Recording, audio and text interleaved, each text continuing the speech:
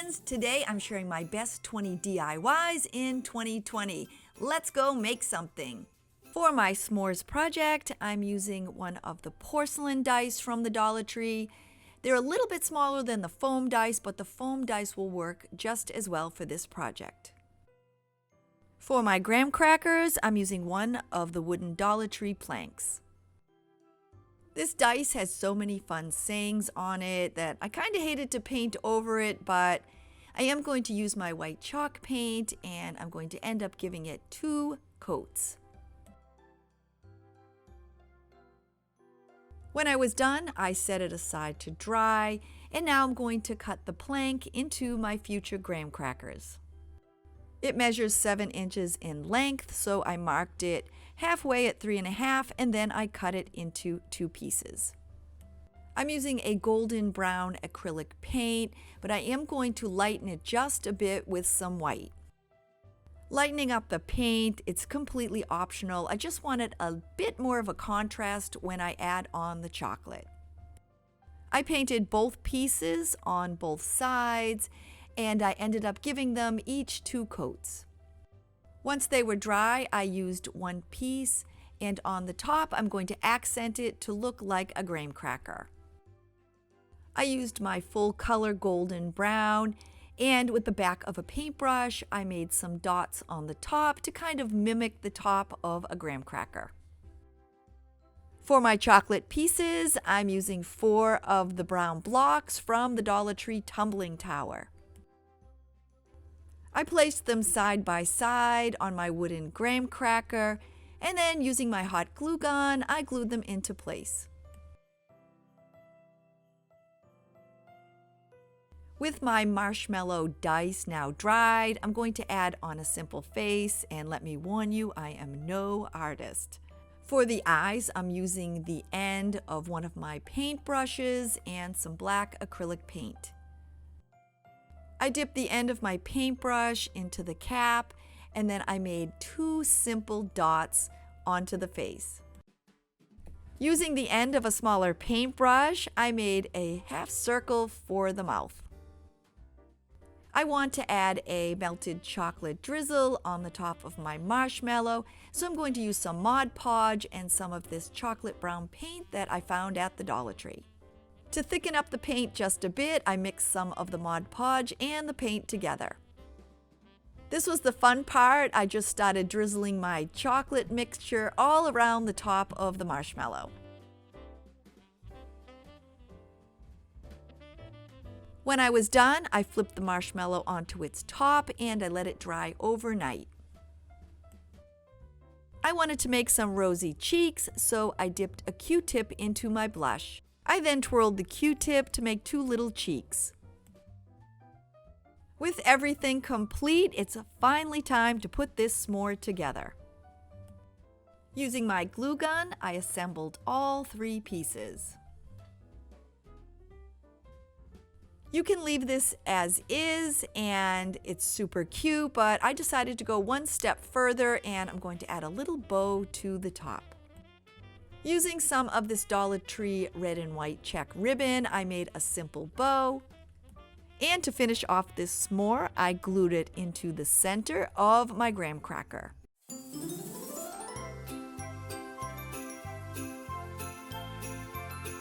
Today, I'm participating in the best 20 DIYs in 2020, and I'll be sharing with you my favorite DIY projects from January through December of 2020. This is being hosted by Heidi from Heidi Sonboul DIY and Lianep from Beauty on Purpose. I'll link their amazing channels along with the playlist below in my description. We're going to start this Valentine's Day project with a metal pizza pan from the Dollar Tree. You're also going to need some white spray paint. You'll need 2 packages of the glitter vase fillers. You're also going to need 4 3-inch hearts, along with some popsicle sticks and some wooden dowels, glitter table scatter hearts, and some twine, and all of these items I picked up at the Dollar Tree. You'll need some Mod Podge, some magnetic strips, And lastly, some pink and red paint along with some E6000. We're first going to take the wooden dowels. You're going to need 4 of them, and we're going to cut them at 9 inches each.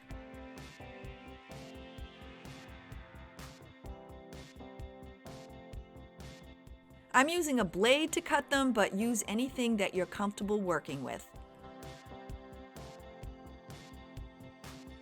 Once they're all cut, if you have a little bit of jagged ends, just use your sandpaper to file them off.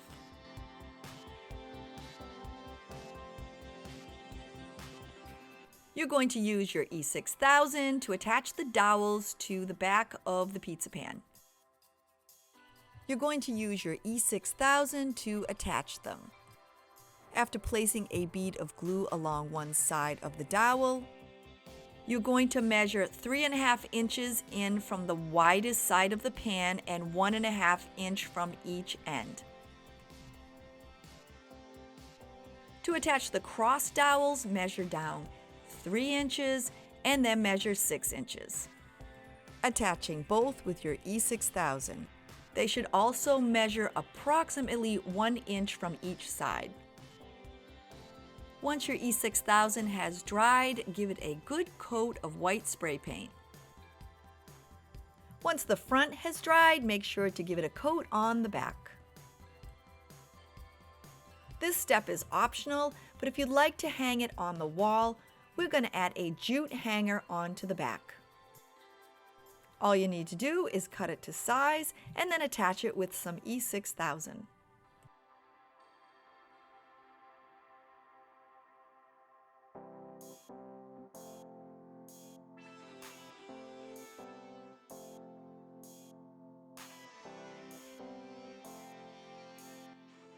Keeping with the Valentine's theme for this project, we're going to use the larger glitter vase filler balls. They're super easy to attach. We're just going to use the hot glue gun.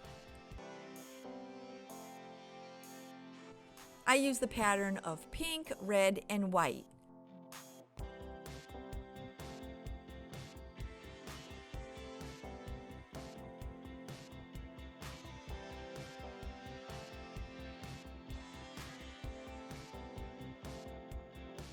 Once the outside edge is complete, we're going to use our Mod Podge and give the top and the sides a good coat.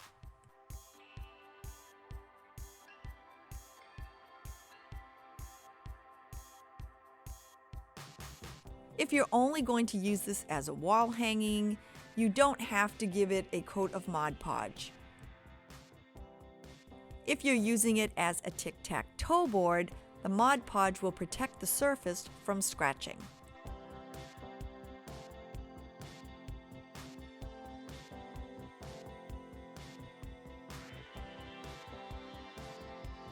To make our X's for the board, we're going to start with 10 popsicle sticks. I used my scissors and I cut off one of the rounded ends. Then using a ruler, I measured my popsicle stick to 2.5 inches and cut it. I used my sandpaper to file down the edges, and then I made 9 more of these. Once you have 10 2.5-inch sticks, we're now going to use our E6000 to attach them together. Place a little dot of glue in the center of one of the sticks, and then place the other stick across it in a crisscross pattern. Once they have dried completely, I'm keeping with the Valentine's theme and painting them this pretty pink color.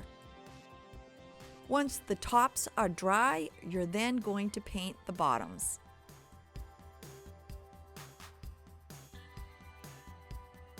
Now that our X's are complete, it's time to make our hearts. I'm using 4 3-inch wooden hearts. 2 of the hearts in the package are covered in glitter, so I'm lightly sanding it off with my sandpaper. Once that's done, it's now time to paint all 4 of them with my red acrylic paint.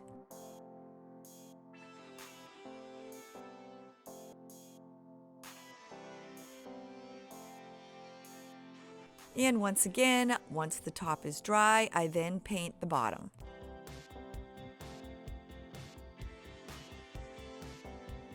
Now that the paint is dry on the hearts, it's time to add the little glitter heart accents. Using our hot glue gun, we're just going to place some hot glue on one side and then glue it to the wooden heart. After I glued the large pink heart onto the heart, I then glued the smaller red heart. I followed this pattern on all 4 hearts. I've also used similar hearts just like this in a couple of my past projects. I'll link them below in case you'd like to take a look and check them out. Now with the hearts and the X's dry, we're going to add the magnets to the back. I'm using some promotional magnets that I got for free. All we're going to do is turn them over and cut the back. For the X's, I'm using this popsicle stick as my guide. I'm placing it against the magnet just a little shy of the edge, tracing it with my pencil and then cutting it out. Now using my E6000, all I'm going to do is attach it to the back of the X. After you place one strip on, you're going to cut another and add that to it. You're going to do this for all of your X's.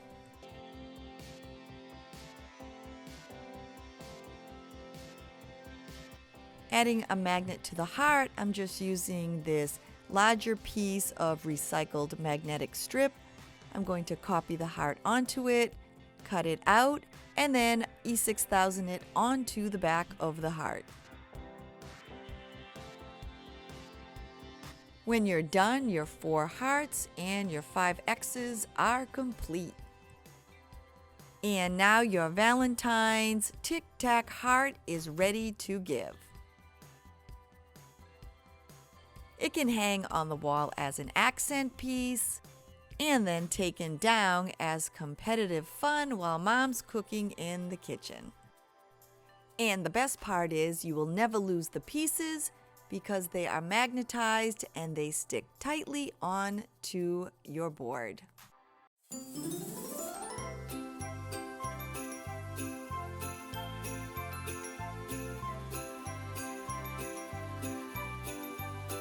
I can't help but pick up driftwood every time I'm at the beach, so I'm going to be using some of this that I had in my stash. I'm using a 12-inch wooden wreath form along with 64 inches of jute. I had these pieces of turquoise shell on hand, so I'm using these as an accent. This form has pre-drilled holes, which makes it easy to attach the hanger. I decided how long I wanted my hanger and I pulled the jute through the holes. I then knotted each end 2 times to hold it in place. Once that was done, I wrapped the rest of the jute around the hanger and I knotted it at each end.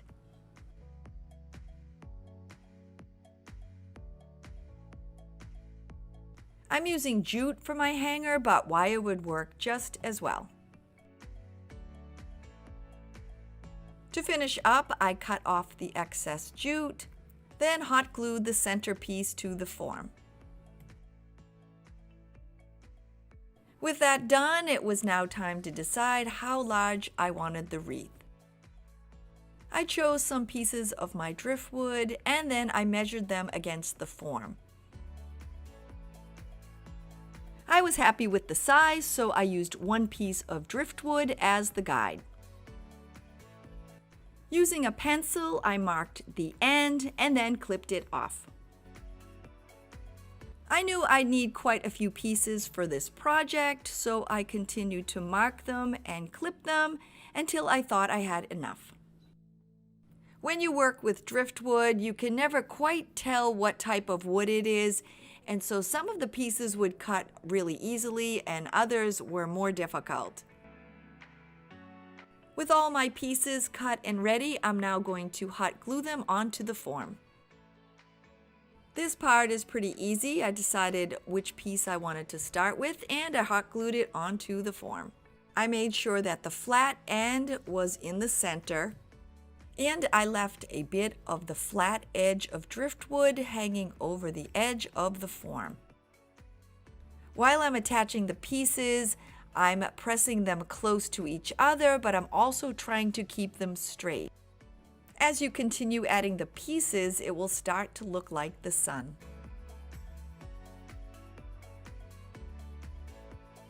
Now that the first layer is complete, we're going to use more driftwood and fill in between all those empty spaces.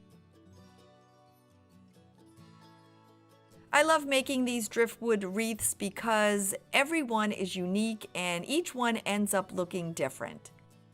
Continuing on, I'm using my cut pieces to fill in all the open voids. As my wreath grew, I began placing the hot glue on the ends of the wood. The reason I started doing this was because after you have a couple of layers of the wood, the hot glue would seep down between them. So placing it directly on the wood allowed it to attach to the other pieces. To finish off the top part of the wreath, I'm using my thinnest, roundest pieces of driftwood. I'm guessing these were branches that at one point ended up in the ocean, and this is just personal preference. I just wanted to give my wreath a little bit of a rounded look, so I saved these for the end. I only had a handful of these pieces, and I evenly hot glued them around the wreath. These wreaths are selling for $100 and upward on Etsy, and you know what? It only cost me $2.99 plus my hot glue to make. And here is the end result of you all watching me glue on my pieces of driftwood. To finish up the wreath and give it a little bling, I'm using these turquoise shells that I had on hand. I wanted them spaced evenly around the center circle, so I laid them out to get their spacing before I hot glued them into place. I'm using these pieces of shells to embellish my wreath, but you can use anything you like, starfish, other shells, flowers, anything at all. Now that my shell pieces are exactly where I want them, I'm going to hot glue them into place. I spend a lot of my time on the southern coast of Maine, and that's where I've picked up all these pieces of driftwood. And it's so nice to be able to make something that reminds me of my happy place. I also made a driftwood mirror with the wood that I've picked up, and I absolutely love it. I have it hanging in my beach house, and I'm going to link that video above in case you'd like to go and check it out. With all my pieces attached, my project is complete. It was super easy to make, and the best part, it was basically free.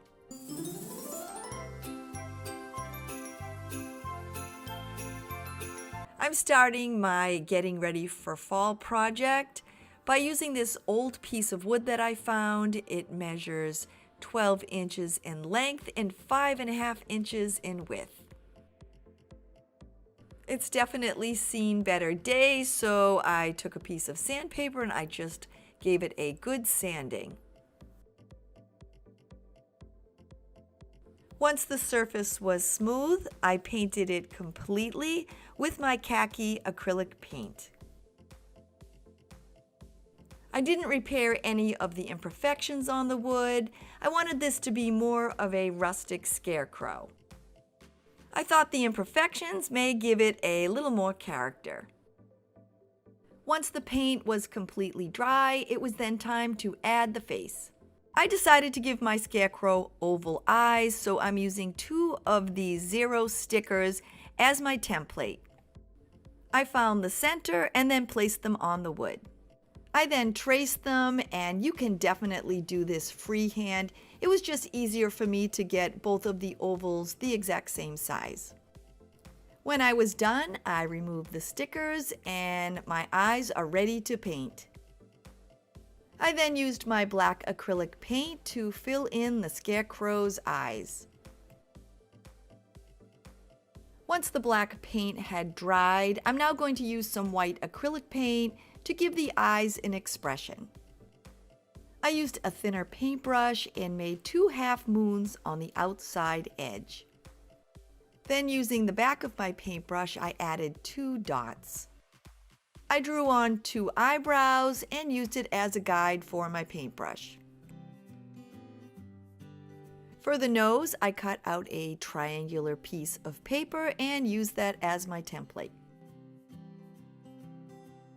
Once I was done, I used a spice orange paint to fill in the triangle. Once my orange paint dried, I then added some little black stitch accents on the nose. Using the same paintbrush, I then free-handed a mouth.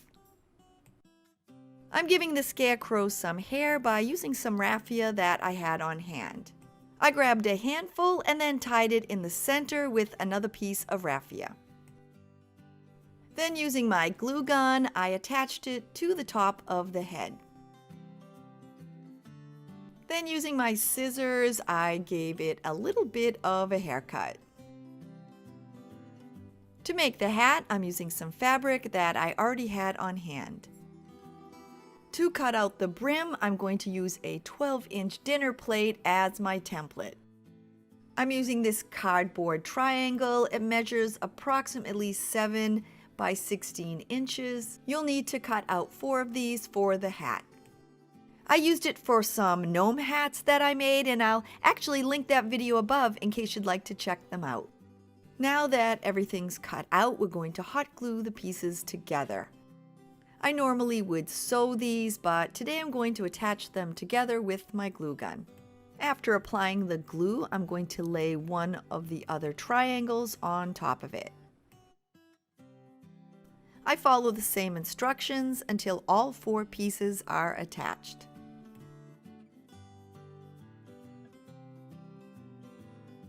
I place a bead of glue on the last triangle. I then fold over the edge of the first triangle and attach them together. Don't worry if it's not perfect, because scarecrows are definitely not perfect. To figure out how big I need the hole to fit the hat over the scarecrow's head, I placed it against it and then used my scissors to poke a couple of holes in the fabric as a reference. Then using my scissors and the reference points, I cut out the center. Attaching the top part of the hat to the brim, place a bead of hot glue on the edge of the fabric, then slightly fold the bottom of the hat and place it on the hot glue. You're going to continue doing this as you move around the opening, and if it looks like you're going to have a little bit extra fabric, just kind of gather it when you're hot gluing it into place.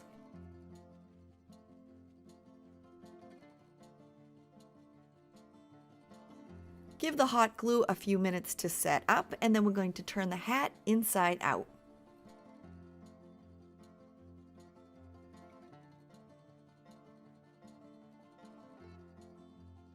To give it more of a rustic farmhouse look, I'm going to fray up the edges.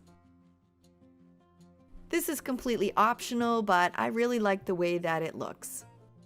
I'm using some burlap from the Dollar Tree and some ribbon I had on hand. I'm wrapping the burlap around the hat where we attached it together to get my measurements. I'm then cutting off both the top and the bottom finished edge. Once I'm done, I'm fraying up both sides.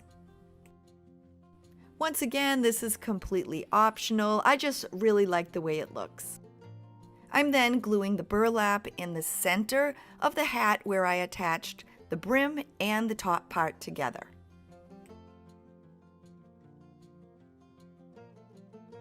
The fun part about this project is it's a trash to treasure, so you can use just about anything that you have on hand.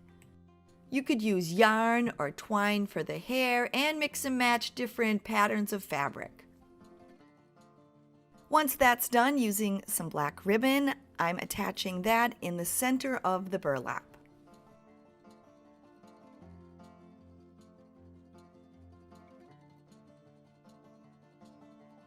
I'm adding some raffia to the hat, so I'm snipping off about 2 inches on the top. I'm making the raffia for the hat just like I did for the hair. Once I'm done, I'm pushing the loose ends out of the top. Then, so they won't move, I'm securing them into place with my glue gun. I'm not stuffing the hat, but I'm just filling it with some of the loose raffia just to give it a little bit of fullness. With the hat complete, we're now sliding it over the scarecrow's head. Once I have it exactly where I want it, I'm then hot gluing it into place.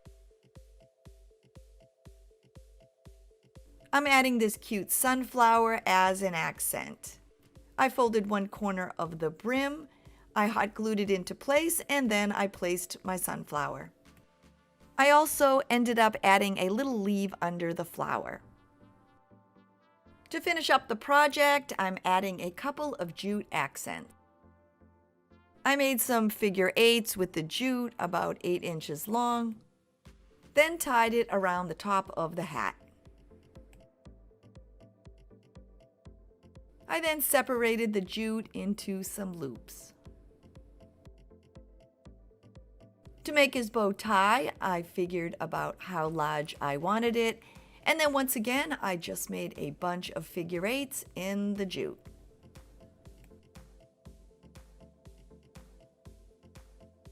I added a little tie of twine to the center to hold it together.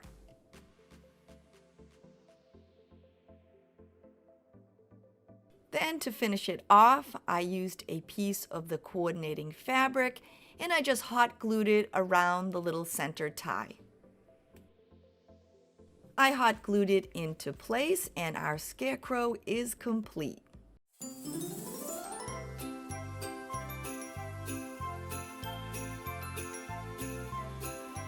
Getting started, I'm using 6 of the 2-piece drawer boxes that I found in the craft section at the Dollar Tree. I found a scrap piece of wood. It measures 9 3/4 in length and 3 inches in width. I'm using a piece of sandpaper to remove any of the rough edges.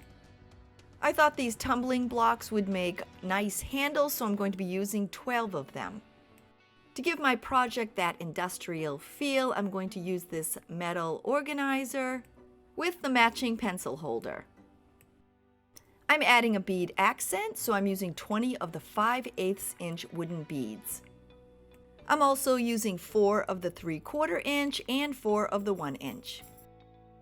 My colors for this project will be white and a medium gray, and I'll also be using some Mod Podge. You'll also need a wooden skewer, a piece of white paper, and some E6000.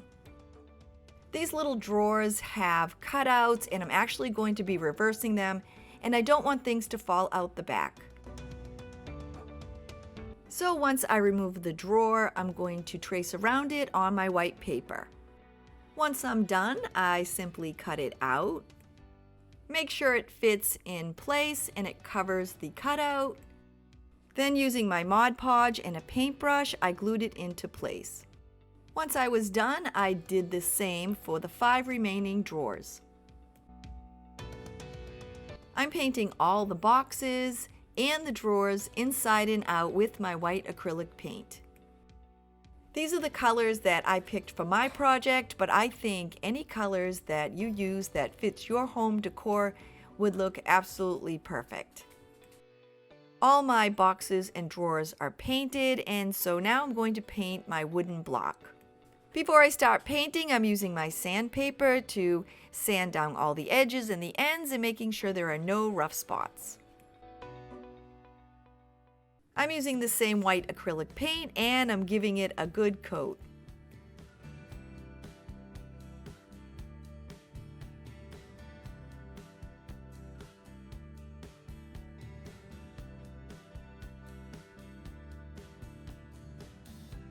For the handles, I'm using 12 of the tumbling blocks. Using my E6000, I'm gluing them together in pairs.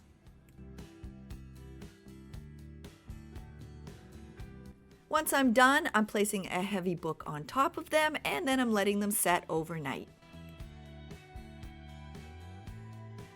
Once my handles were dry, I used my medium gray acrylic paint and I gave them all a coat. And while I have my gray paint out, I'm also going to paint my beads. I'm using the 8 larger beads as feet for my organizer and my pencil holder. I slid them on the skewer and then I painted them with the same gray paint.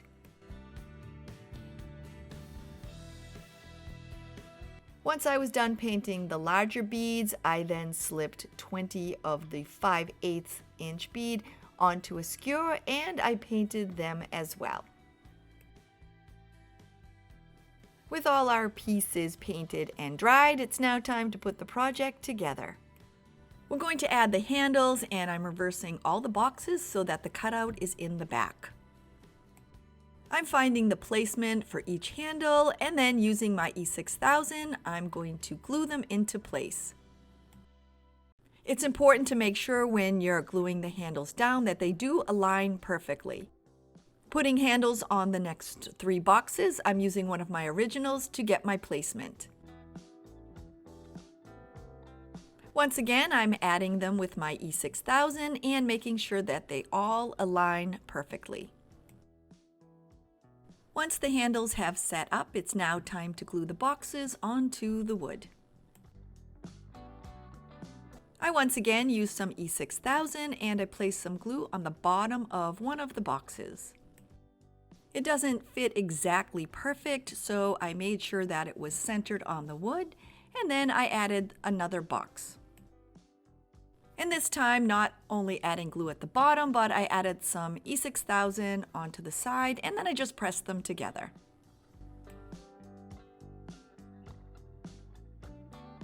After my first row was complete, I continued on until all my boxes were added.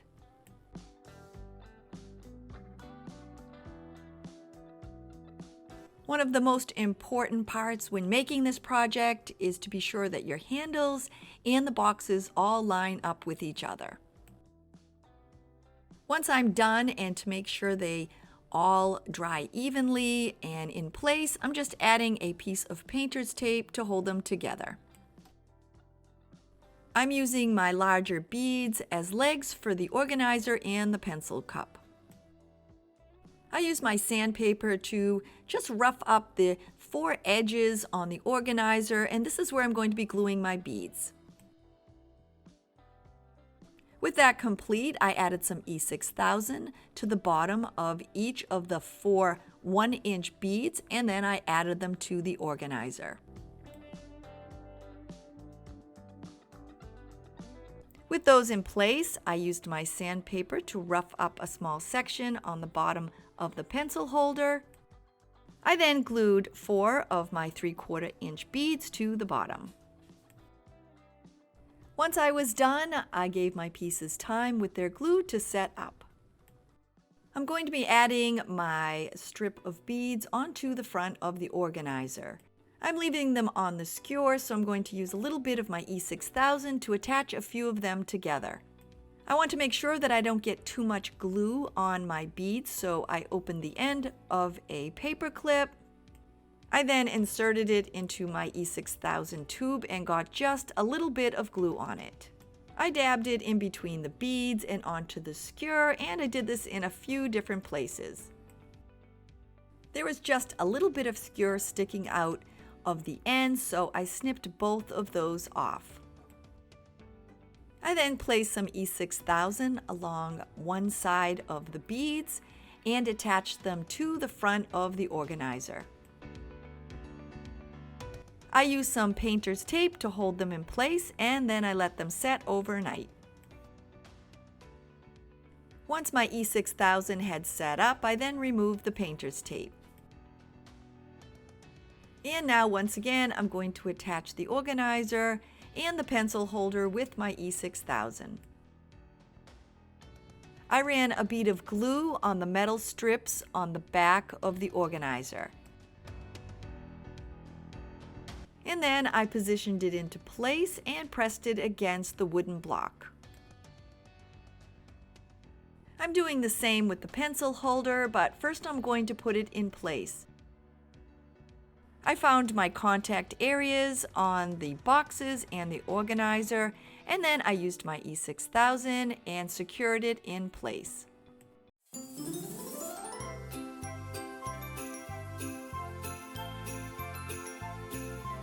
To make this little gnome in a bathtub, I'm starting with this plastic bathtub that I found in the toy department at Dollar Tree. You'll need one face cloth from the 2-pack, and I chose blue because it's my favorite color.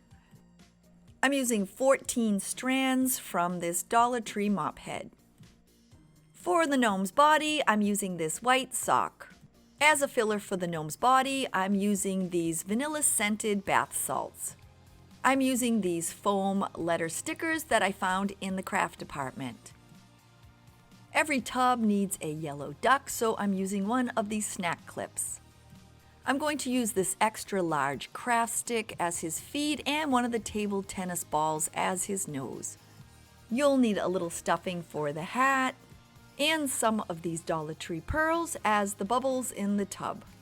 You'll need a pipe cleaner and some paint for the nose. Along with something to embellish the hat, I'm using these little sprigs of flowers and this sheer white ribbon. Using my blue letters, I'm spelling out the word bath on the side of the tub. To make the gnome's body, I'm filling the white sock with the bath salts. To tie off the end of the sock, I'm using a ponytail band. Once done, I check the fit in the tub. To make the beard, I'm using 14 strands from this mop head. Once cut, I lie them all in a row and make sure they're as even as possible. I fold one over to find my center and then run a line of hot glue right down the middle. Using a pipe cleaner or a piece of string, you're going to lie it across in the hot glue. Then take one side of the mop strands and flip them over the other. With that done, all you need to do to make the beard is unravel each of the strands.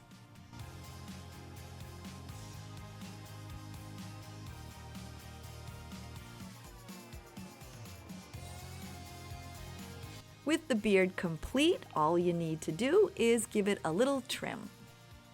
Once your gnome's in the tub, you can always custom fit the beard. Before I place the sock in the tub, I'm going to cut the excess and tie it into a knot. Once that's complete, I place the sock into the tub. I cut off the excess ends of the pipe cleaners and I hot glued the beard onto the sock.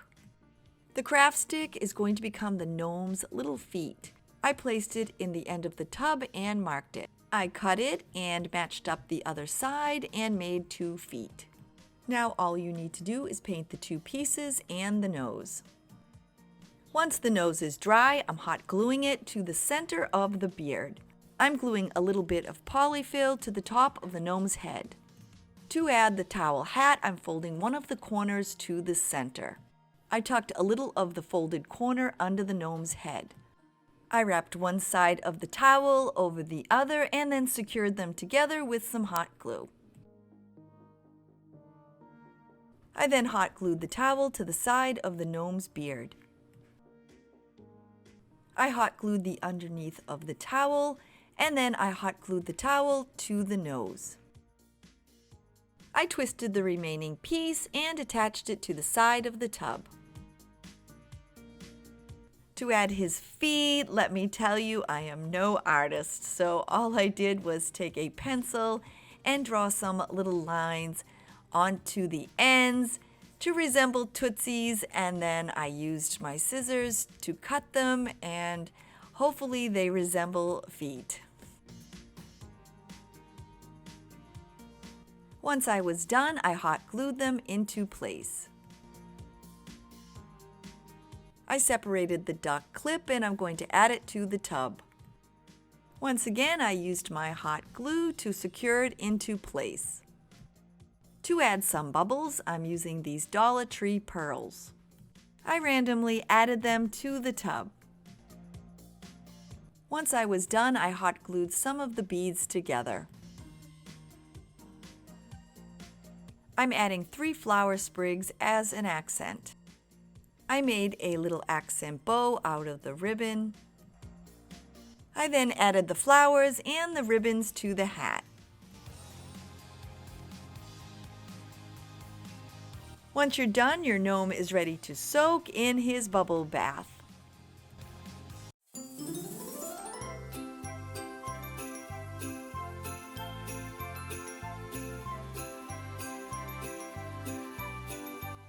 I found these blocks of wood in my kindling bin, and they were all different sizes, so I thought they would make perfect wooden candlestick holders.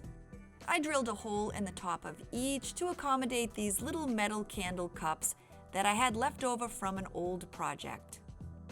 All the blocks were weathered and they had a lot of imperfections, so I thought I'd give each one a base coat of white paint. I'm going to paint stripes on my largest candle. Instead of measuring stripes onto the block of wood, I'm actually going to use some painter's tape. I want the top stripe to be red, so I'm following along the edge with my painter's tape. My next stripe is going to be white, but to keep everything in line and straight, I'm going to place down another piece of tape. I added another piece of tape to hold my stripe line. My first stripe is taped off, and to recycle some of the tape and not waste it, I'm going to use it now and place it under the last piece of tape. The most important part when adding the stripes is to keep everything straight and in line.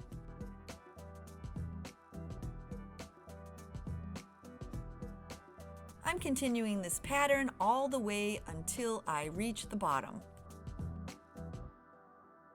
And now comes the easy part. It's just adding on your red paint.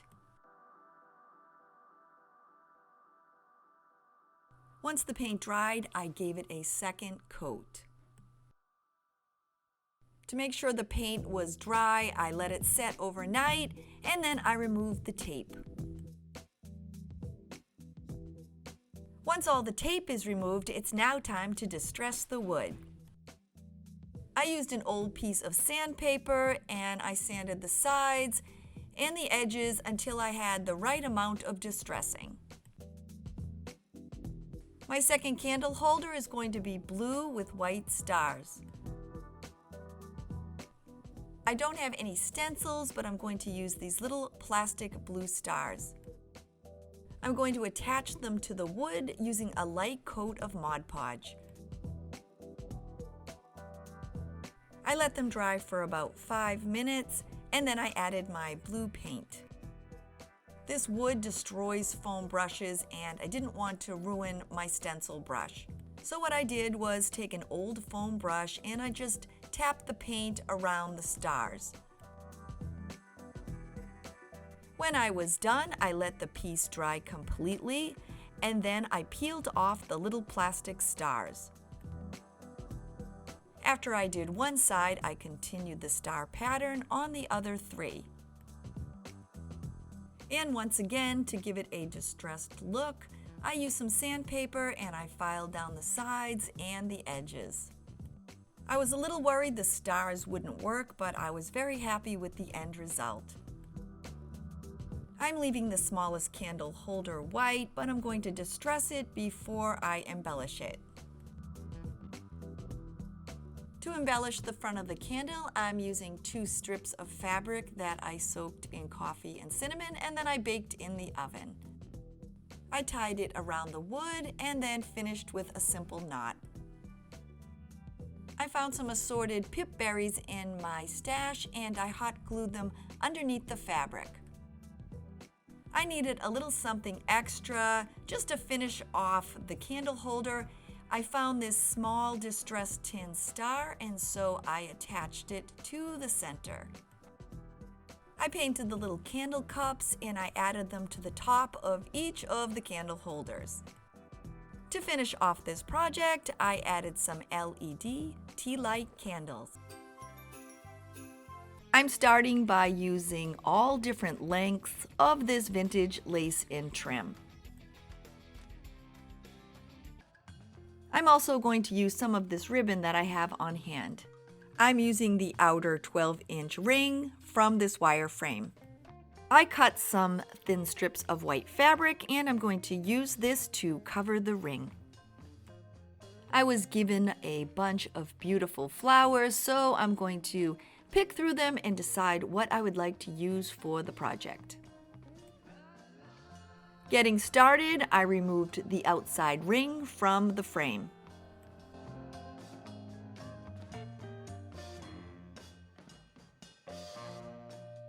Once the 12-inch ring was free, by placing a little dot of hot glue on the ring, I attached the fabric and then twisted it around the entire circle.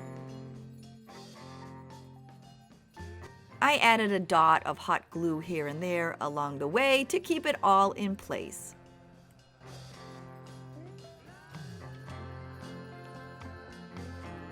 Although most of this won't show in your project, it's important to try to keep it as tight and as uniform as possible.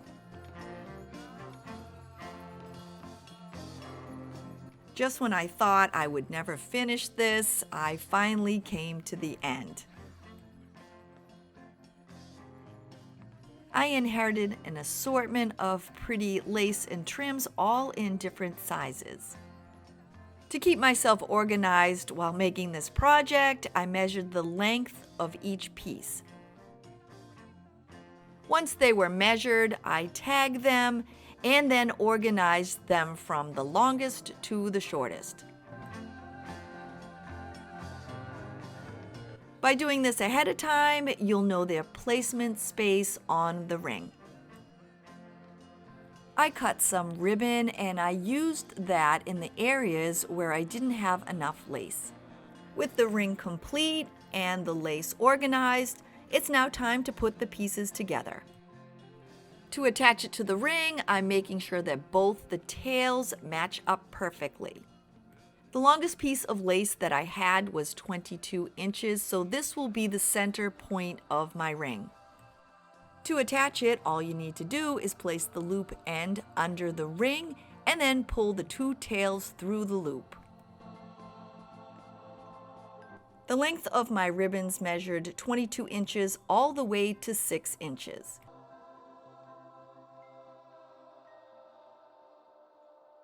By starting with the longest piece in the middle, this way my project will taper shorter on the sides.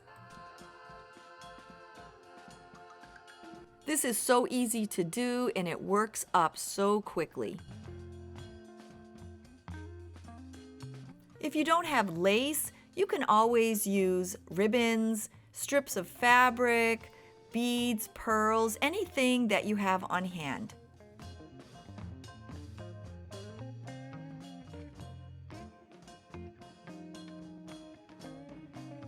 Now that all my lace is attached, I'm now adding some additional white fabric to the sides. This is completely optional. For me, it just gives me a little more of a base to attach the flowers. Once I finished one side, I went halfway up on the other side.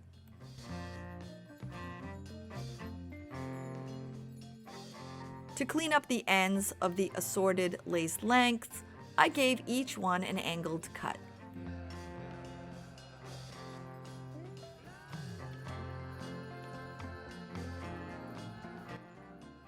I picked out an assortment of pretty flowers and leaves that I thought would complement the lace. Everyone's ring will be different and no two will be exactly alike, but to get started, I found the center point of my longest piece of lace. I'm going to start decorating the side of the ring by attaching my leaves.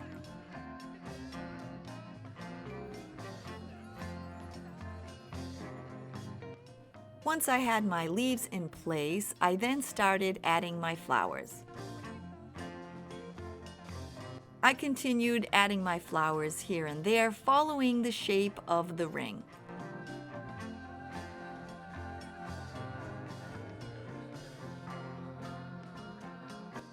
Once all the larger flowers were glued into place, I then filled in the open spots with some baby's breath.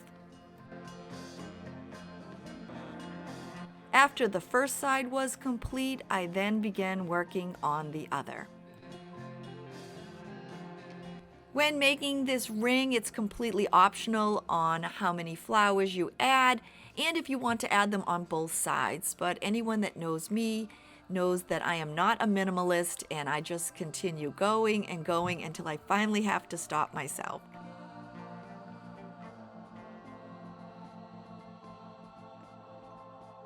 To finish up, I used some white acrylic paint and accented the edges of the roses.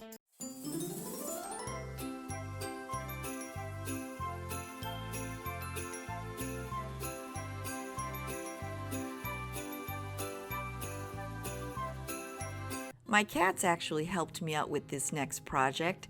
I saved a bunch of their cat food cans. I removed the labels and ran them through the dishwasher.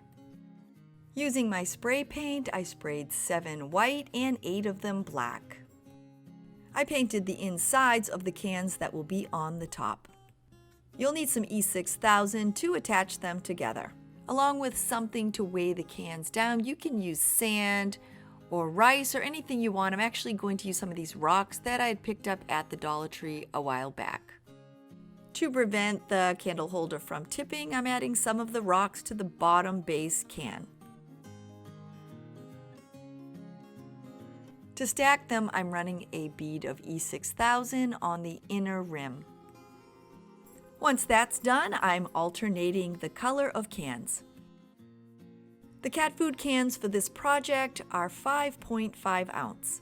If you don't have those on hand, any small stackable cans will work. It's important to add enough glue, and when you stack the cans on top of each other, that they are perfectly straight. My cats like to eat, so I had enough cans to make 3 different sizes. Using some white acrylic paint, I'm going to splatter the black sections. I removed most of the paint from my paintbrush, and then using the end of my scissors, I just tapped along until I got the right amount of splatter. I used this same technique in a past Farmhouse video making a flour and sugar container, and I'll link that above if you'd like to check it out. I'm making a simple black and white bow for each candle holder. I cut each piece 8 inches in length. I fold the ribbon in half to find my center, then place a dot of hot glue in the middle, then attach both sides to the center.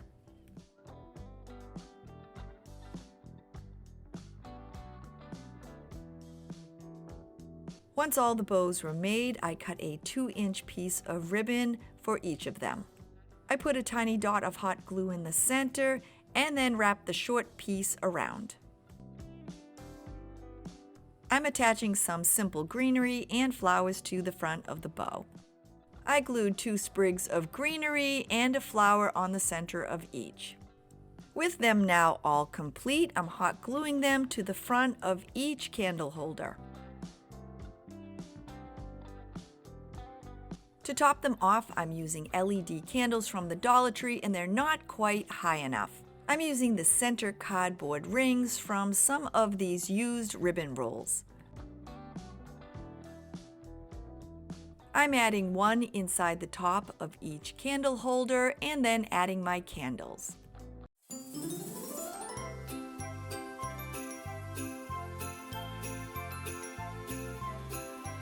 The first project starts off with this plastic Dollar Tree mirror.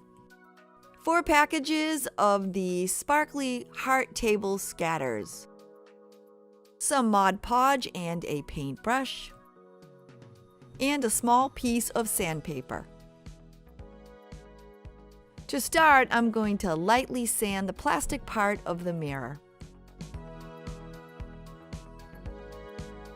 Just enough to take away the shine. Once that's done, we're going to use our Mod Podge and glue the scatter hearts to the mirror. It's super easy to do. You just paint glue on one side of the heart and then glue it onto the mirror frame. You're going to continue doing this, slightly overlapping the hearts as you move around the outside edge of the frame. Keep gluing the hearts on the outside edge until it is completely covered. Now that the red hearts are complete, we're going to glue on the pink. You're going to follow the exact same instructions as placing on the red hearts, but this time we're going to place them on the inside edge of the mirror.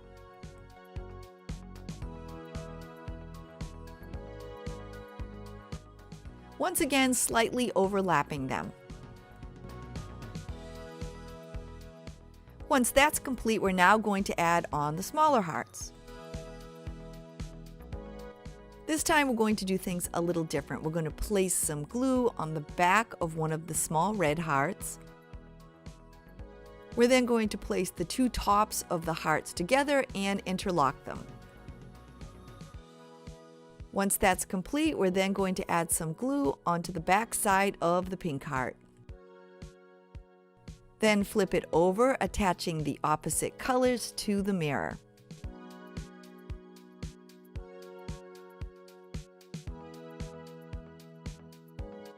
Keep repeating these steps until your mirror is completely covered with sparkly hearts.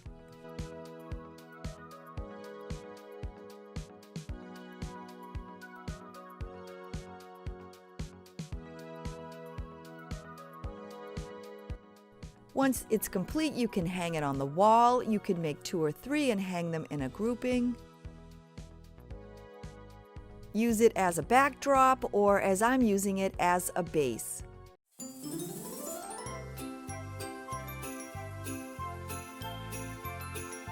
Starting off my Popsicle Patriotic wreath, I'm using the 14-inch wreath form from the Dollar Tree. I'm going to use about 3 rolls each of the red, white, and blue mesh. As my center accent, I'm using this USA Dollar Tree sign. I'm turning these Dollar Tree snack clips into popsicles. You'll be needing some wooden popsicle sticks, along with some chenille stems or pipe cleaners. As accents, I'm using some of the scatter stars, and I'm also using this leftover sparkly balloon holder. I'm starting the wreath by pairing up my red, white, and blue mesh. Once the ends are paired up, I then gather them together and attach them with a chenille stem. I then attach it to the center support on the form. Once that's done, I'm making sure that I keep all the pieces together. I then slide them under the first 2 rows on the form. I'm making the height of each loop about 3 inches. While continuing to hold the loop, I then spun the form around. Once again, I'm making another loop by pushing the mesh through the second and third sections of the form. To finish off, I'm now pushing the mesh through the last 2 sections. To help keep everything in place, I'm then twisting the mesh a couple of times. You now move down to the front again and put the next loop next to the first loop where you started. And now all you do is just continue to repeat the pattern. Don't be afraid to move your form around to make it easier to get that mesh through those sections. As anyone knows who works with Dollar Tree mesh, sometimes it does not like to conform and it likes to attach itself to anything in sight, including your clothes. So just be patient and do your best and just try to keep those pieces of mesh together. Just keep adding the loops to your rows, and when you come to the end of the mesh, you're going to use a chenille stem, and once again, you're just going to twist the mesh together and attach it to the wire frame. You're going to attach your new group of mesh by doing the exact same thing. Then continue working around the wire form until your project is complete.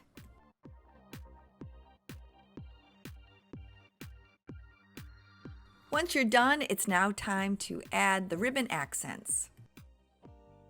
I'm using an assortment of ribbons that I already had on hand, and I truly wish I had more Patriotic ribbon, but I'm just kind of using what I have. I'm adding 8 ribbon accents to my wreath, and I'm cutting my ribbon at 12 inches in length. Once I have them all cut, I'm then going to dovetail each of their ends. If you've never dovetailed a ribbon before, it's super easy. All you need to do is fold the ribbon in half and then cut away at an angle. With the ribbons all cut, it's now time to group them together.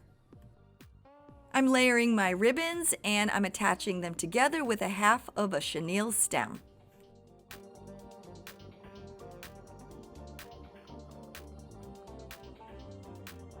Once all the ribbons are complete, I'm then going to add them to the wreath.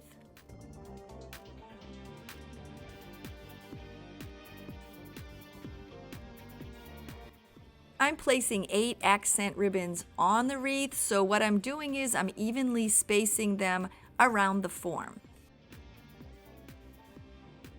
Once I decide where I want them to be, I attach them to the 2 middle supports on the form.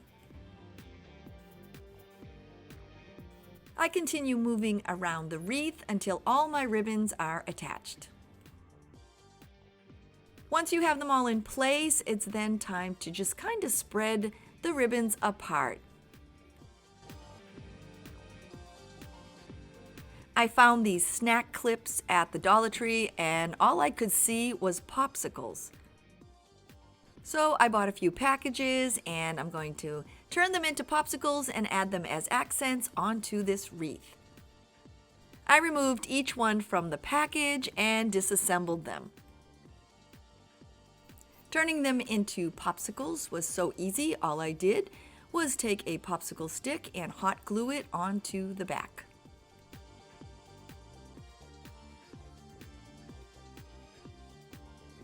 Once I was done, I then hot glued them all into place. The fun part about making a patriotic wreath is that you can add anything you want to it. And now that all the patriotic popsicles are in place, it's time to add the USA sign. Using my glue gun, I'm attaching them to the center of the wreath. Once the letters are attached, I'm then attaching the little scatter stars here and there around the wreath.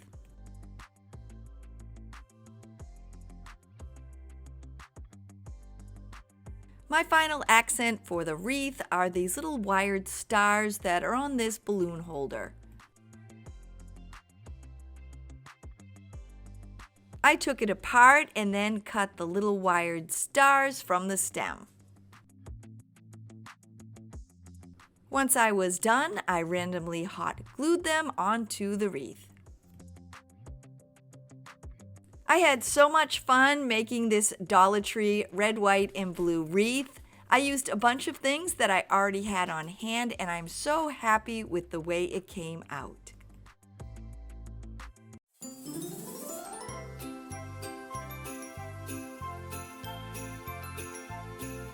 Getting started, I'm using one of the white socks as the body. I'm then going to fill it with my bath salts. Filling the body is quick and easy. You simply slide the sock over the end of the open container. You can make your gnome any size you'd like. I use about 1.5 containers of the bath salt. You tie off the open end with an elastic, and I actually like to follow it up with not just an elastic but also using a hairband. Using your scissors, cut down the center of the sock top. Then just tie off a couple of knots. For this gnome, I decided to use this pattern sock. You'll only need one, and all you do is simply slide it over the base of the gnome body. Once he's dressed, using your glue gun, attach both sock tops together. Adding his top hat is super easy. You're going to slide the two pieces of the white sock into the top of the hat and then secure it all together with your glue gun. You'll only need one of these orange palms as a gnome beard, but I grabbed a handful. I removed it from the package and then I cut the back open, and I couldn't believe what they had hidden inside. It was some additional faux fur, which I don't need for this project, but I will definitely hang on to and use in the future. I flattened out the orange fabric, and I really liked the shape, so I didn't even need to cut it, and all I did was place it up against my gnome, making sure that I tucked it up against his hat. With my glue gun, I'm only attaching the bottom part of the beard to the body. The reason we're not attaching the beard completely to the body is because we have to add the nose. But before we add the nose, I'm going to give my gnome a little pair of feet. I trimmed the sides and the stem from the shamrock and then attached it to the bottom of the gnome with some hot glue. To make this gnome's nose, I'm painting a ping pong ball. Once it's dry, I'm ready to attach it. I pulled away the top part of the beard, decided where I was going to place the nose, and then using my scissors, I cut a little V in the beard. With that complete, I could now add the nose. I then placed a dot of glue where I wanted my nose positioned, then simply pressed it into place. Now that your nose is attached, use your glue gun to attach the rest of the beard. Now that my gnome is put together, he looks like he may be in need of a little haircut. So using my scissors, I'm just trimming up the sides of his beard. Once he's all trimmed up, you can leave him as is. For my gnome, I'm going to give him a shamrock pipe. It's super easy to make. I'm using one of the candle snuffers from the Dollar Tree. The end is detachable, so I'm removing it. Then using some E6000, I'm attaching the two pieces together. The bottom of the cone is movable, so I placed some E6000 on that. I then added the piece that I detached up under the cone, then added some E6000 along the length of the base. Using Scotch tape, I attached it to a piece of waxed paper, then allowed 24 hours for it to dry. Once my pipe was dry, I shortened it a bit by cutting the extra piece of metal on the end. I decided to paint mine this pretty gold color, but you could paint yours any color you like. I don't have any gold spray paint on hand, so that's why I'm using my acrylic paint. But if you have spray paint, it would definitely work up much quicker. I'm going to cut some of the shamrocks from this shamrock garland. Once you're done, all you need to do is use your hot glue gun and attach them to the inside of the pipe. I continued gluing them in until the pipe was full of shamrocks. I decided to add a simple accent to the pipe. I'm using a green pencil, and all I'm doing is just adding a little accent line around the edge of the pipe. Attaching the pipe to the gnome, you'll need to use your scissors. I decided where I wanted to attach the pipe, and then using my scissors, I moved them back and forth to make a hole through the beard and into the body of the gnome. After that, I just worked the end of the pipe into the hole. Now that it was in place, I just secured it with a little dab of hot glue. This leprechaun is pretty much ready for St. Patrick's Day, but I did have a little piece of extra beard left over, and I decided to add it under his nose.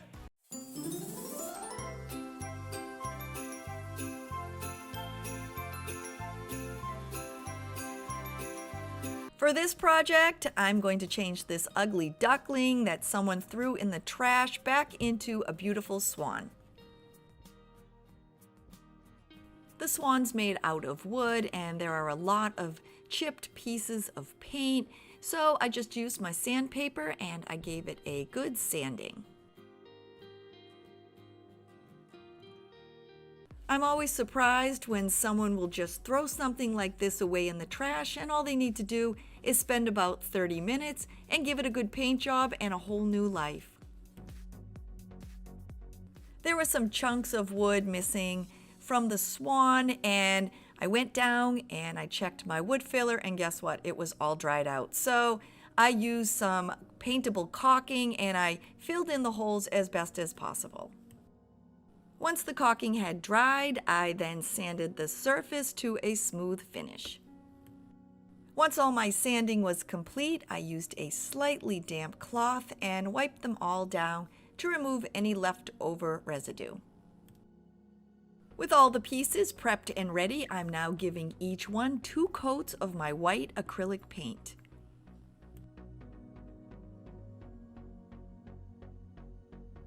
I made sure to let each piece dry completely before I added the second coat. I'm using the same color scheme for all my projects, and I'm painting the beak on the swan with this pretty periwinkle blue acrylic paint.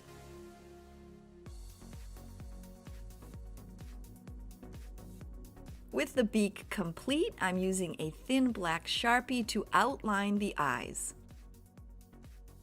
After I did one eye, I did the other, and then I outlined the beak. I'm displaying the swan on an enclosed porch, but I wanted to give it a little extra protection, so I'm going to give all pieces a coat of Mod Podge. A clear coat spray would work great too. With all my pieces complete, I used some E6000 and attached them together. These wood pieces are pretty heavy, so I used a generous amount.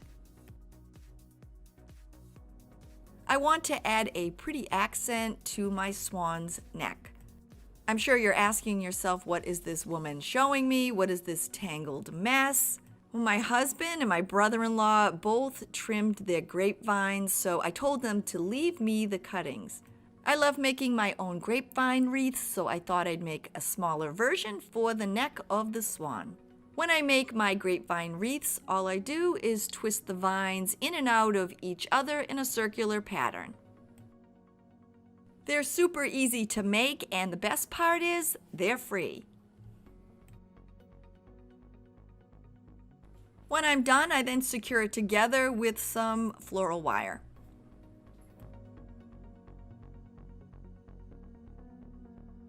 I'm using the same flowers with the exception of one of the flowers having this really pretty butterfly attached to it.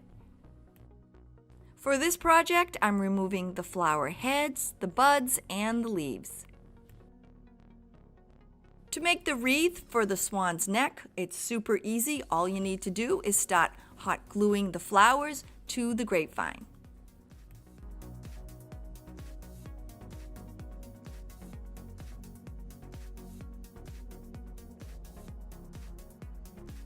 When I'm gluing the flowers onto the wreath, I have them all heading in the same direction. Once all the flowers were attached, I then used my green leaves to fill in any open spaces. To finish this project and change this discarded duckling back into a beautiful swan, I placed the floral grapevine wreath over its head and onto its neck. I'm completing this recycled project by adding this pretty little butterfly to the wreath.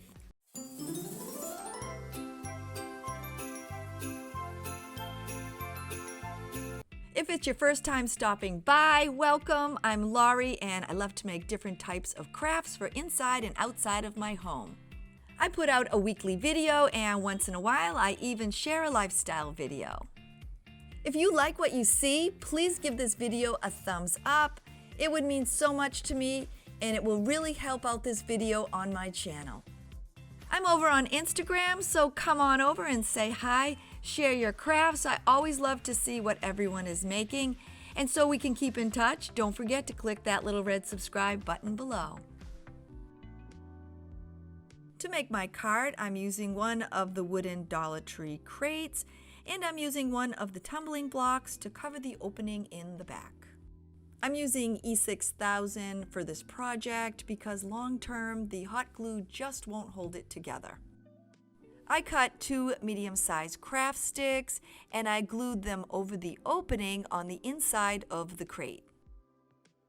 I'm using a small Dollar Tree dowel, so I'm making sure to leave a large enough opening. I'll be using 2 large skewers for this project, so I'm just going to snip off the end of one to make a handle for my cart. I'm adding the skewers to add some dimension. I'm measuring them and cutting 4 each in the width, the depth, and the length. And once again, I'm using my E6000 to attach them on the top, the bottom, and the sides.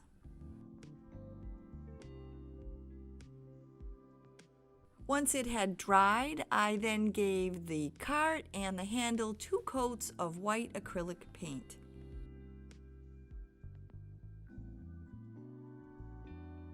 Once it's completely dry, it's now time to attach the handle.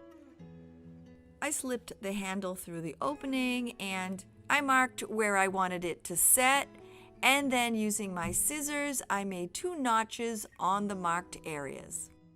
I slid it through the opening and lined up the notches, and then I applied some E6000 to help hold it in place. Once I was done, I used 2 pieces of painter's tape to hold it in place until it's set up. I'm adding 2 different paper signs to the sides. My pumpkin printable and sweet red apples I made on Canva for free.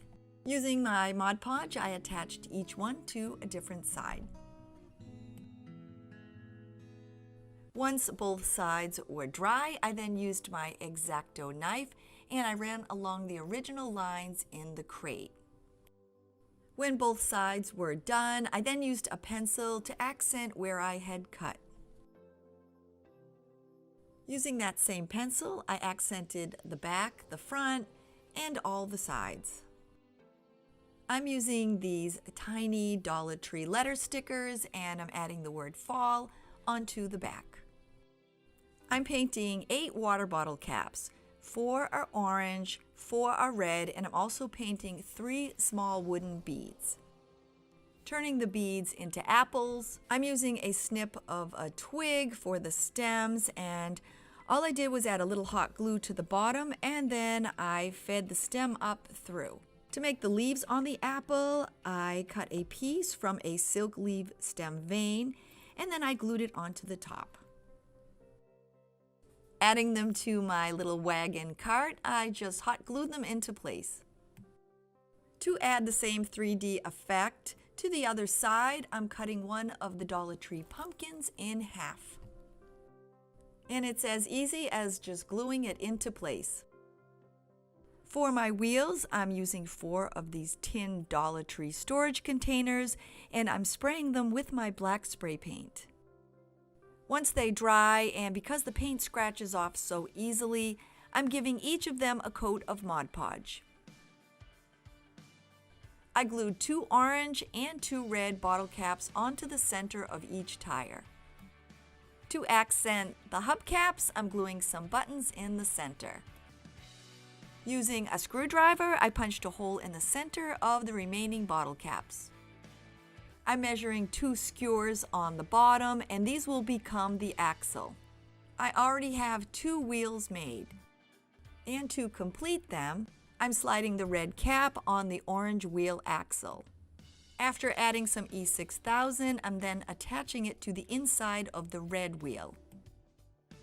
And now I'm doing the same. I'm attaching the orange cap to the red wheel, and then using my E6000, I'm attaching it to the tire. I let them set up overnight, and using my E6000, I attached them to the bottom of my wagon cart. While gluing them on, I made sure that both orange were on the pumpkin side and both red were on the apple side. To start my Christmas home project, I'm using one of the wooden houses and the home sign from the Dollar Tree. Using my white acrylic paint, I'm giving each piece a complete coat. I'm making my project in white, but I think any color would be pretty. Once my word home is dry, I'm using a holiday red to paint the base. Now that my base is dry, I'm adding a white accent ribbon. I had this ribbon on hand, but the Dollar Tree has some really pretty holiday patterns that you can use to coordinate with your colors.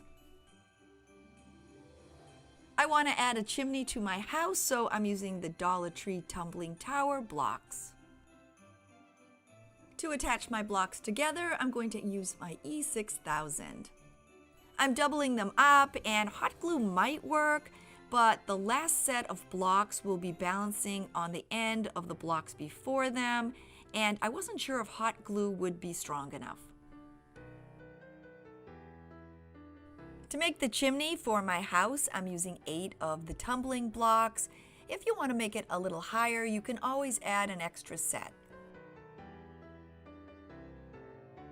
Before I attach the last set of blocks, I'm going to take a heavy piece of floral wire and I'm going to fold it not completely in half but kind of off-centered. I'm using a pencil and I'm corkscrewing each of the ends, and it's so easy. All you do is wrap the wire around your pencil. The wire is now my billowing smoke and I'm attaching it between the top 4 blocks. Once I was done, I wrapped a piece of waxed paper around my chimney. I placed some heavy books on top, and then I let it set until it was dry. With my chimney dried and keeping with the Christmas theme, I'm going to paint it with my forest green acrylic paint. To help the chimney spirals look like smoke, I'm giving each one a coat of gray paint. To make the wreath inside my house, I'm using 1 piece of the Dollar Tree wired garland. I measured it inside the house, decided how big I wanted it to be, and then I wrapped the extra wire around itself. To decorate the wreath, I'm using some Mardi Gras beads, and I don't know about anyone else, but I swear I have a collection of at least 100 of these. I don't know where they all came from, but I picked my favorite colors, and then I cut them into single beads. Adding the beads to the wreath is easy and fun. I just placed a small dot of hot glue, and then I popped on my ornament. With my wreath now complete, I'm going to neaten it up with a little haircut. Using my scissors, I just cut away all the scraggly ends. I'm using a red and white plaid ribbon from the Dollar Tree, and I'm making a simple bow for my wreath. I fold both ends of the ribbon over, and then I grab it in the middle and attach it together with a piece of floral wire. I cut the ends at an angle, removed the extra wire, and then hot glued it to my wreath. To finish it off, I placed a dot of hot glue in the center and I added in one of the red beads. With all my pieces complete, I'm hot gluing the chimney to the side of the house. I'm now adding in my Christmas wreath. With my wreath nicely in place, I'm now finishing up with my home sign.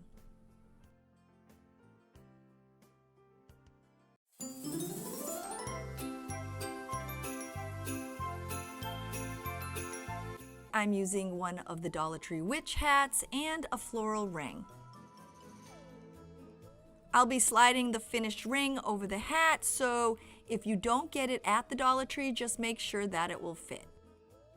Dollar Tree is really stepping up its game with the florals, so I kind of decided my color scheme and then I grabbed a handful. I wanted to make the centerpiece a little creepy, so I made sure to get 2 of the roses with the eyeballs. I cut all my flowers away from the main stem and left about a 2-inch stem on each. My purple flowers are my base flowers, so I just started to place them evenly around the ring.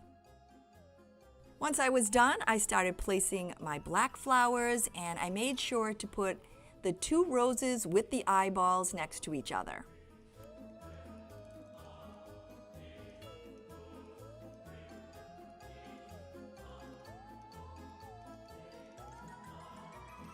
Once my black flowers were in place, I then added in my purple and my green berries. The other flowers I could just push into the ring, but the berries needed to be hot glued into place. One of the fun things about this project is you don't have to use the same flowers that I used. You can pick your own Halloween colors, and you can just even use things that you already have on hand. I then added the leaves from the pumpkin stems, and I just put them here and there to fill in some of the empty spaces. I then took the pumpkins that were on the stem and I evenly hot glued them around the ring. Here and there on the ring there are some empty spaces, so I'm going to use some of the black Dollar Tree mesh and make some curls. I don't need much, so I'm cutting my chenille stems into 3 pieces. I'm not measuring my mesh, but I'm guessing it's about 6 inches. Once it's cut, I just roll it into a little curl and tie it off with my chenille stem. When I was done, I had made about 10 and I hot glued them into all the little open spaces. My black bouquet came with 2 spiders and some random black type branches, so not to let anything go to waste, I'm just going to hot glue them around the ring. If you don't have any of these, you can always paint some black twigs and that would work great too. The witch hat stands up pretty good on its own, but I'm going to stuff it with some fill just to kind of help it out a bit. And if you don't have any fill on hand, you can always use some paper towels or an old sock or just anything you have lying around. To give this witch a little style, I'm going to use the same black tulle that I used for my ghost candle, and I'm going to make a simple bow. Putting this together is as simple as slipping the ring over the top of the hat. I added a little hot glue to the point and then I attached the bow. I finished off the centerpiece by adding one of the sparkly spiders onto the bow.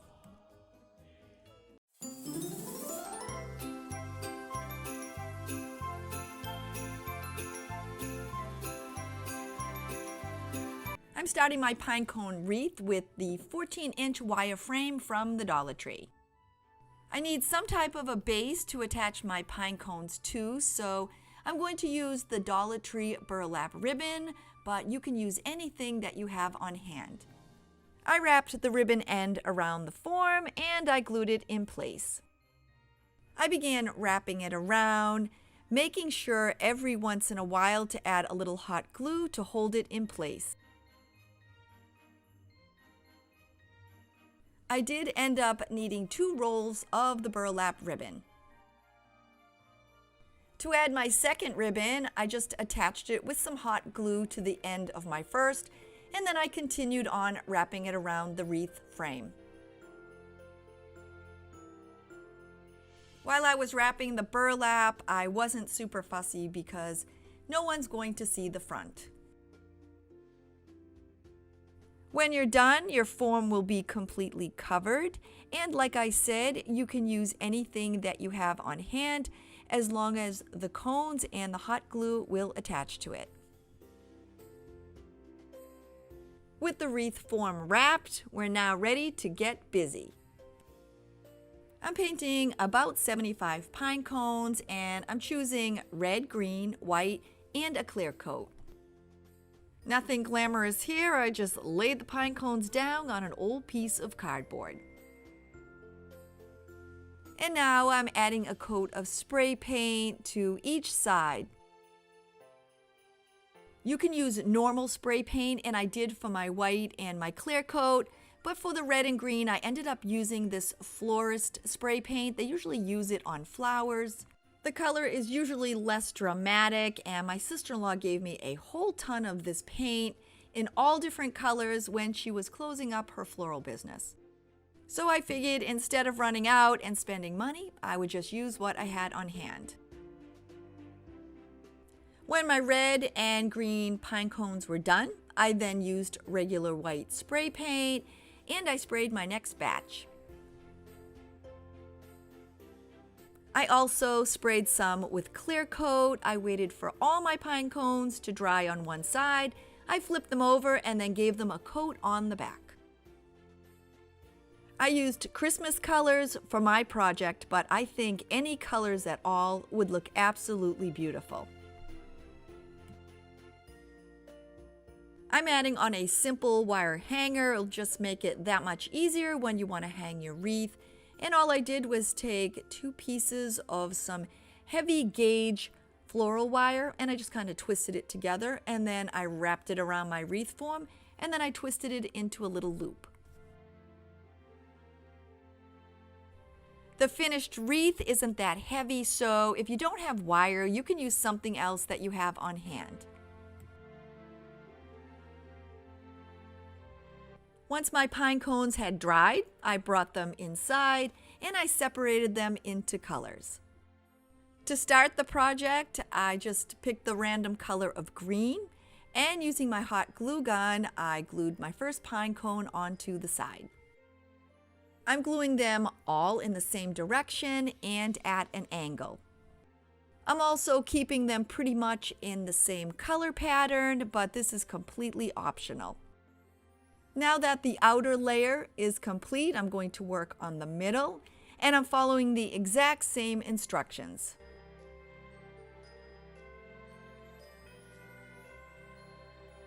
This project works up super quick, and it actually smells really good because you can smell the pine. But the downside is, even though I've sprayed all these pine cones, there's still some sap that is just sneaking out. If you do make one of these wreaths, just be prepared that your hands are going to get a little sappy. I'm now finishing up the center ring of the pine cones. I'm doing the exact same thing, just hot gluing them into place. This time around though, you may have to add some additional hot glue to the sides of the pine cone. It just kind of helps it stick in place.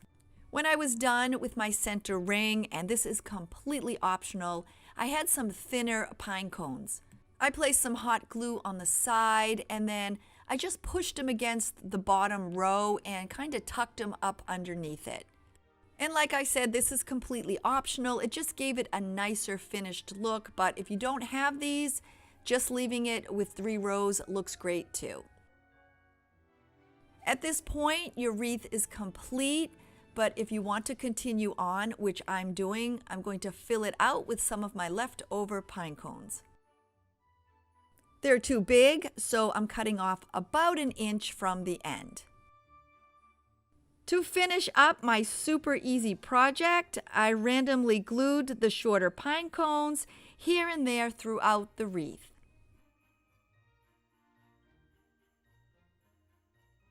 I so love the way this wreath came out. I think it's beautiful, and I can't wait to hang it up for Christmas. I love the fact that I used pine cones from my own yard, and by using some Dollar Tree supplies, I think it cost me about $8 to make.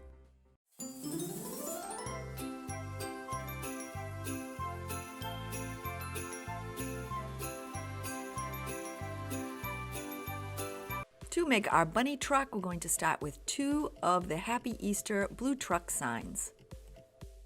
You'll need the 1-inch wide craft sticks. I bought these at Walmart, but you can find smaller ones at the Dollar Tree. I'm using 2 wooden blocks, some of the black sticker letters. You'll need some acrylic paint. I'm using blue, black, white, and some brown. As accents, I'm using some buttons that I had on hand. You'll also need a cutter or a blade. The first thing to do is remove the hangers and the Happy Easter signs. Once that's done, you're going to remove the carrots from the back of the truck. Using your cutter, cut the outline of the truck. These signs are pretty thick, so you're going to have to use a little muscle. Continue working at it until the carrots separate from the truck. Once the first truck is complete, then do the exact same thing to the second truck. The next few steps are going to require measuring and cutting with your cutter. We're using pieces of the back of the Happy Easter sign to attach the 2 trucks together. You're going to measure and cut a 2-inch piece. You're then going to measure and cut 1 6-inch piece out of the sign. If your ends aren't perfect and they have a little bit of residue left over from the cutting, just use a piece of sandpaper and lightly sand the ends. Using your glue gun, we're now going to glue the 2 pieces together. I placed a bead of hot glue on the edge and attached the 2 pieces. Now with that complete, we're going to cut 2 1.5-inch pieces. With those 2 complete, we're now going to cut 1 additional 5-inch piece.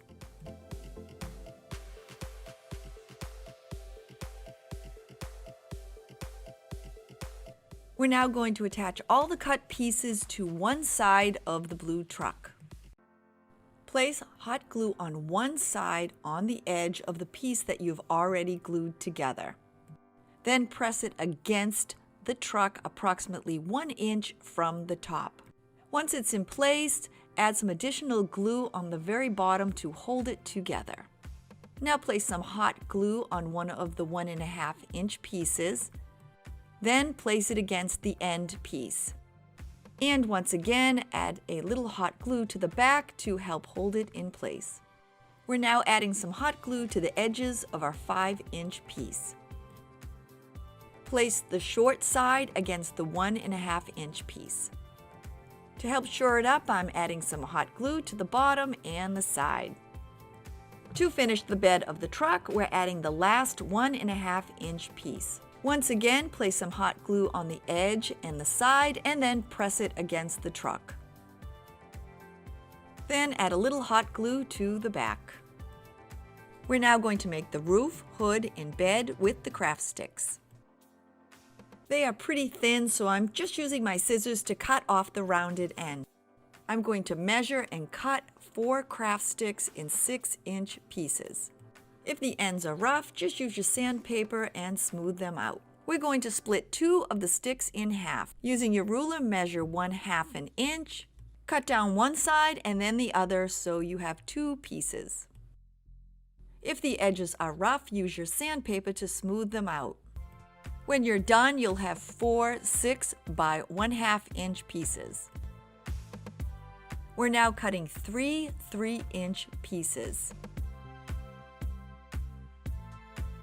Again, cut 2 of the 3-inch pieces in half. I'm softening up this golden brown color with a little white. All these pieces are for the truck bed. Once I mixed the color that I liked, I then painted all pieces and both sides. When the pieces were dry, I used a pencil and I put 2 little circles on the end of each board. This is completely optional. I thought it added a little character to the back of the truck. Using your glue gun, All you're going to do is run a bead of glue along the side of the truck, just covering the bunny's feet. Now place one of your 6-inch planks onto the side. Once you've done this for the first truck, do the exact same thing for the other. On the underside of one of the 1/2-inch planks, place a dab of hot glue. Place this near the top on the outside part of the truck. Hold it in place until it sets up.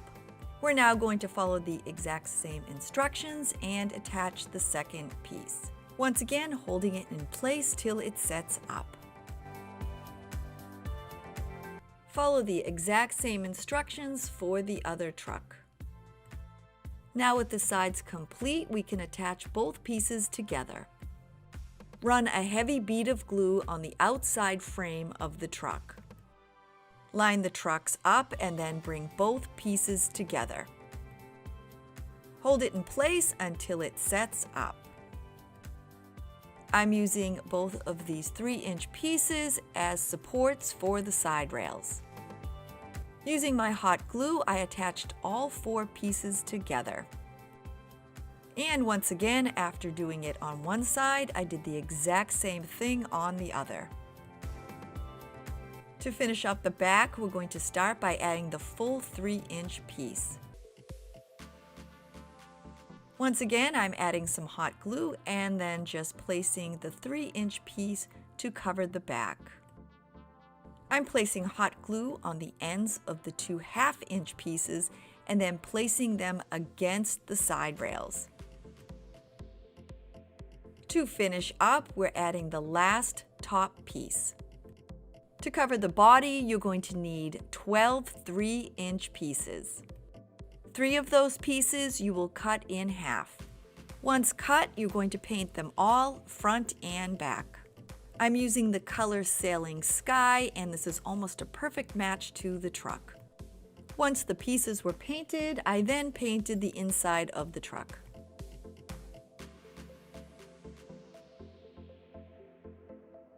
It's time to cover the outside of the truck, and we're going to use our painted pieces.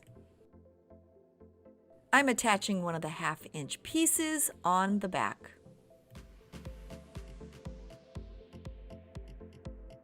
And now I'm attaching 3 of the full 3-inch pieces.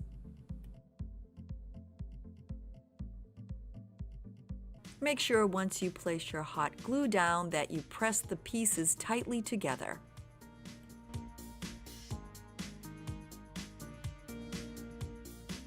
I'm leaving an opening for the windshield, so I'm placing one of the 1/2-inch pieces at the bottom. We're then adding 3 3-inch pieces to cover the hood.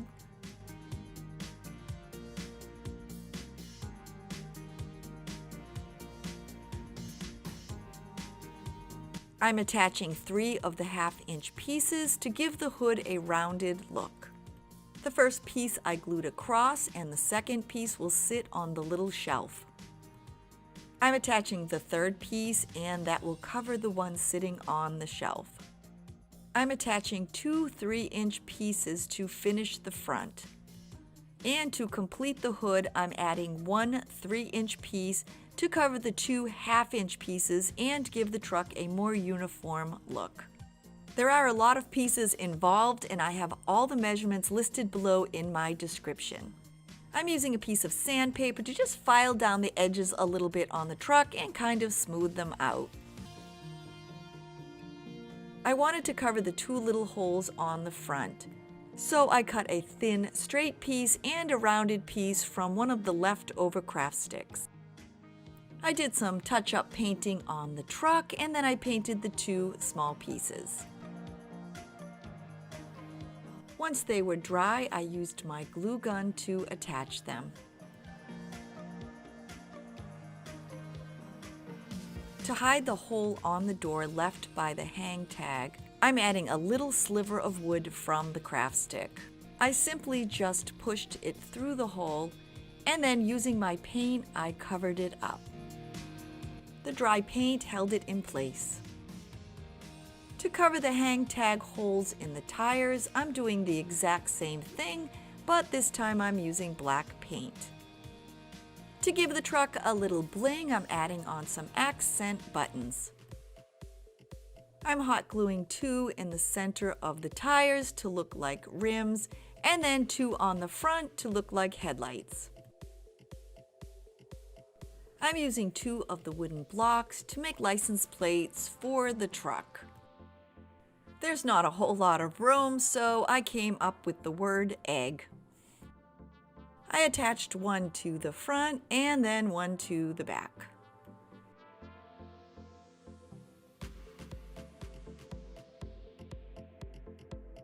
To complete the project, I used some of my blue paint and painted the back.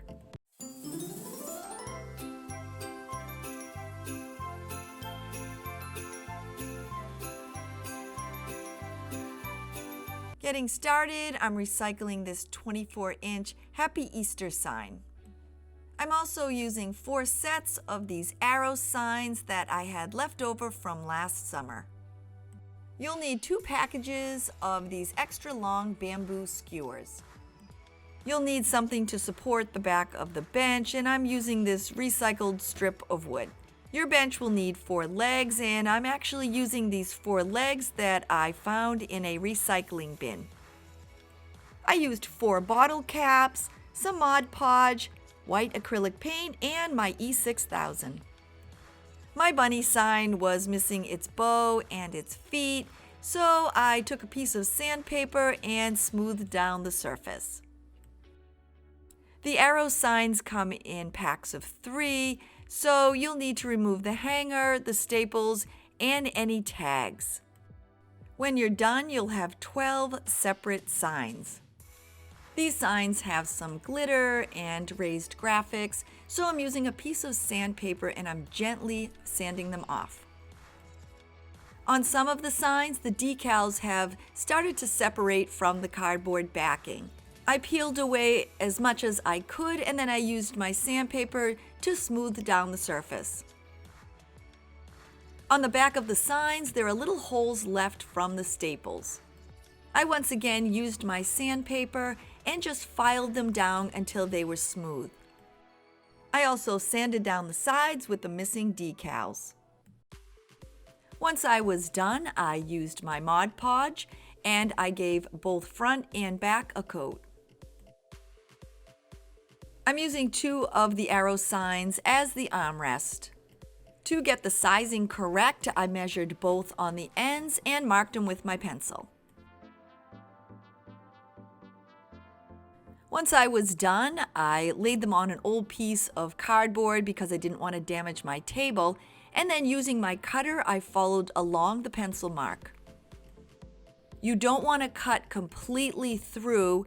You want to cut only enough so that you can bend the sign without breaking it in half. Once both signs are cut and folded in half, I used my hot glue gun and attached them to the ends of the sign. I'm using this ruler to fill in the open space on the back of the bench. You can use a scrap piece of cardboard, you can even use another sign. You just need something to fill in the opening. Before we add the backing panels, we need to check their placement. They're not all exactly the same size, so I placed them side by side on the bench to see how they would fit. One of these panels overlapped just a bit. To remedy this problem, I used my sandpaper and I sanded down each side of each sign. Once they all fit, I used my glue gun to attach them to the back.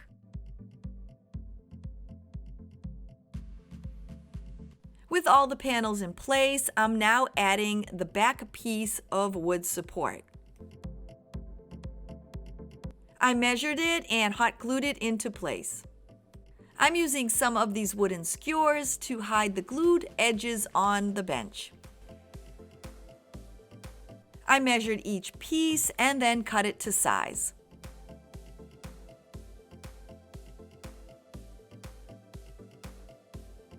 Once they were all cut, I glued them into place.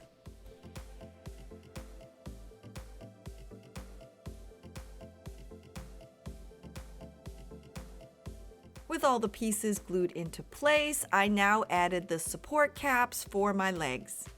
I used a combination of E6000 and my glue gun, and I attached the 4 caps to the corners of the bench.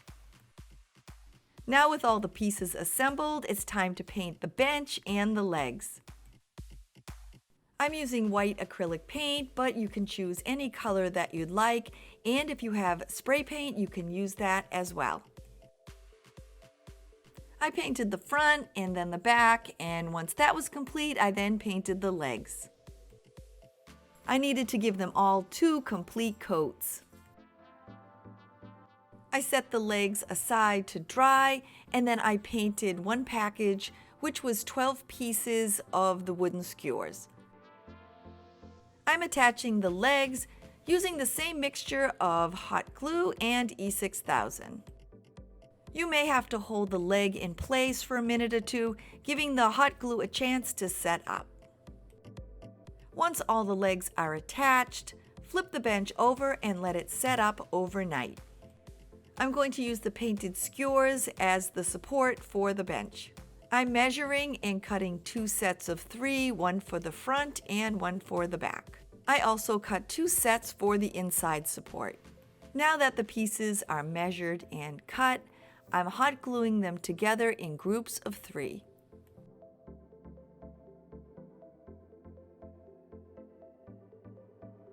With the support pieces being complete, I then hot glued them into place.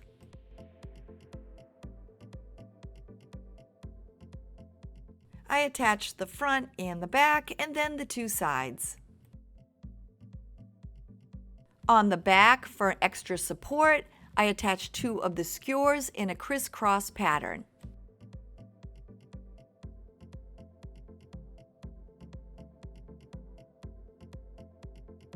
I used some leftover skewer pieces to decorate the back and to hide the hole in the ruler.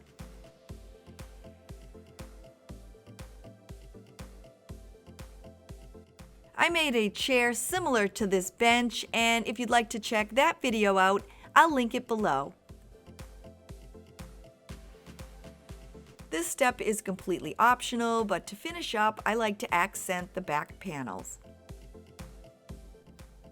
I use my pencil to accent the edges and the individual pieces.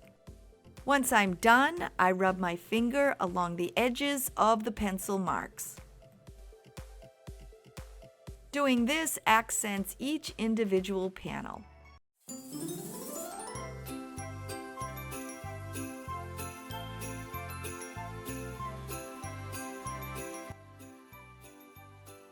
For the Bumblebee Gnome, I'm recycling the bottom half of one of the round gift boxes.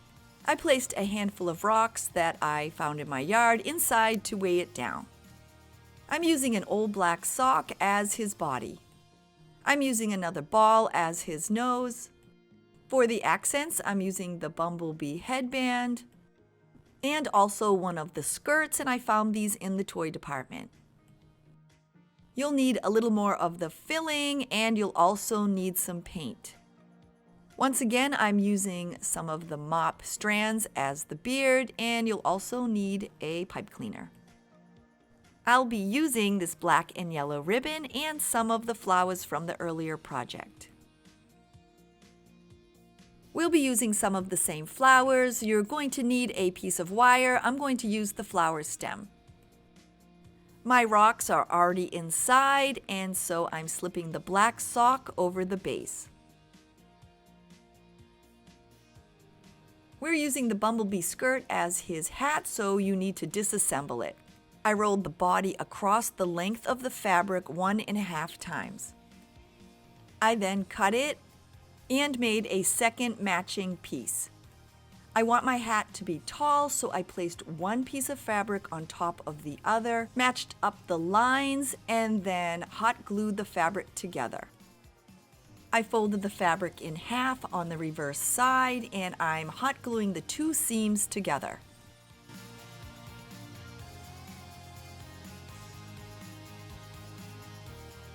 Once the glue sets up, then turn it inside out.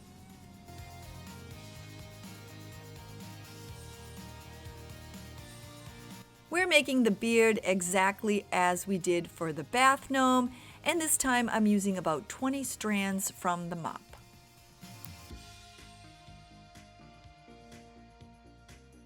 After it's put together, you once again pull the strands apart. When I was done, I cut off the excess pipe cleaner, then hot glued it to the form. I then gave it a little trim. I painted the nose with my yellow paint. I'm using the stem from my flower to support the height in the hat. I cut a small hole in the top back of the gnome's head. I hot glued the wire and inserted it into place. I attached the nose to the beard. I then slipped the hat over the wire. With the hat in place, I then attached it to the nose. Once the nose was in place, I then attached the hat to both sides. Once that was done, I attached it to the back. Then, using some of the filler, I stuffed the hat. I wanted my hat to be thinner at the top than at the bottom, so using my glue gun, I just pinched some of the fabric together and attached it. I made other gnomes with Dollar Tree supplies, and I'll link that video below in case you'd like to check it out. To finish the top, I folded over the edges and glued them together. Attaching the antennas, I poked a hole in the fabric with my scissors and then just slipped them in. I'm adding a little yellow flower accent onto the bumblebee just like I did on the butterfly. I'm making an accent bow out of the black and yellow ribbon for the top of the hat. I bent the hat into the position that I liked and then I added the bow. To finish the project, I found this little tin bumblebee in my stash and I added it to the bow.